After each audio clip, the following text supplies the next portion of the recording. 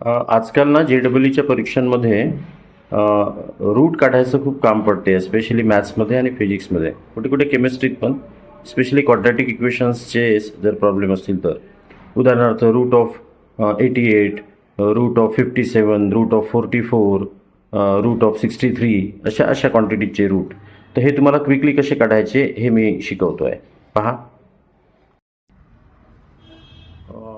एक फॉर्म्युला तुम्ही लक्षात ठेवायचा आहे.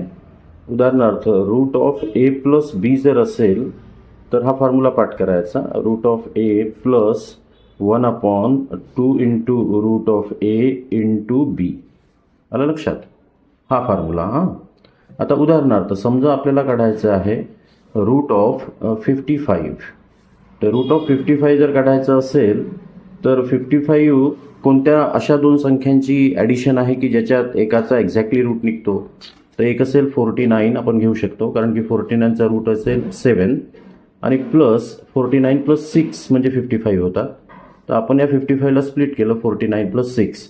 मग आता वरच्या फॉर्म्युल्याच्या अकॉर्डिंग रूट ऑफ ए म्हणजे घ्यावं लागेल root of 49 plus 1/2 into root of 49 आणि इंटू बी म्हणजे घ्यावं लागेल 6. आता root of 49 is nothing but the 7 plus हा 6/2 म्हणजे झाला 3, राईट, आणि डिव्हायडेड बाय 49चा रूट म्हणजे असेल 7. आता 7 प्लस 3/7, तर टेंटेटिव्हली आन्सर काय येणार आहे 0.4.